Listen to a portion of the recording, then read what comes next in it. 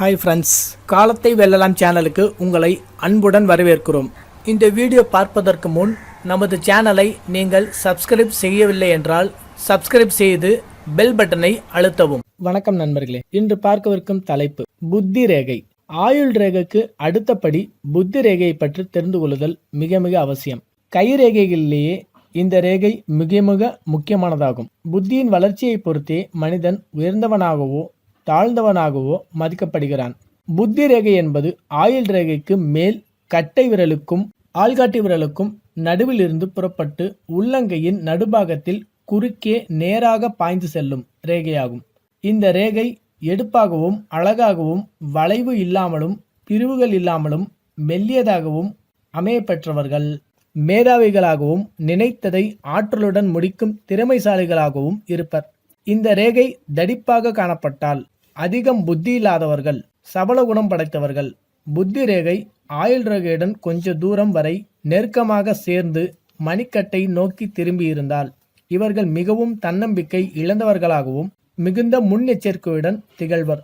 புத்தி ரேகை ஆயுள் ரேகையை விட்டு பிரிந்திருந்து இடைவெளி சிறியதாக காணப்பட்டால் இத்தகையோர் வாழ்க்கையில் நல்ல வெற்றியினை காண்பர். புத்தி ரேகை இருதய ரேகையுடன் ஆயுள் ரேகையுடனும் சேர்ந்திருக்க பெற்றவர்கள் ஒரு தனி பிறவியாக காணப்படுவார்கள். அவர்களுக்கு எதிர்பாராத ஆபத்துக்கள் வந்து கொண்டே இருக்கும். ஆகவே அவர்களுடைய வாழ்க்கை ஆபத்துகளில் சிக்கி மிகுந்த துன்பத்தை அடைவர். புத்தி ரேகை மீது தீவுக்குறி காணப்பட்டால் அவர்களுக்கு மூளை பகுதியில் பலவீனம் இருக்கும்.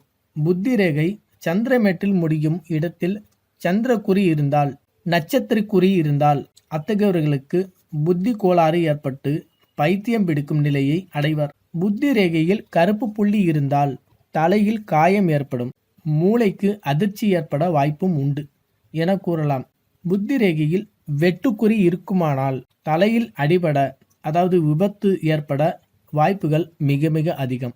புத்தி ரேகை நீளக்குறைவாக காணப்பட்டால் பண விஷயத்தில் மிக சிக்கனமாக காணப்படுவர். புத்தி ரேகை நீளமாகவும் நேராகவும் அமைந்து செவ்வாய் மேட்டில் சென்றமைந்தால் அவர்கள் வீண் தர்க்கத்தில் ஈடுபடுவர், அதாவது வீண் வம்பு சண்டையில் ஈடுபடும். இதுவே புத்தி ரேகையின் அமைப்பு பற்றிய விளக்கங்கள். நன்றி நண்பர்களே.